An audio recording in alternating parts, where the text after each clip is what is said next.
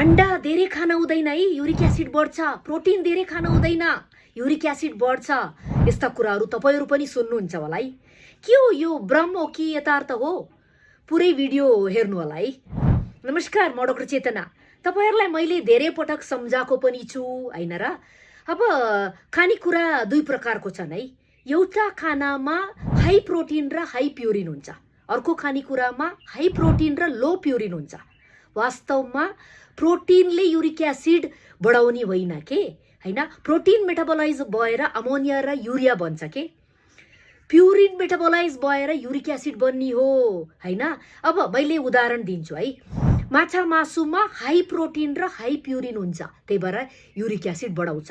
अंडामा high protein हुन्छ तर purine लो हुन्छ के, त्यही भएर युरिक एसिड बढाउँदैन।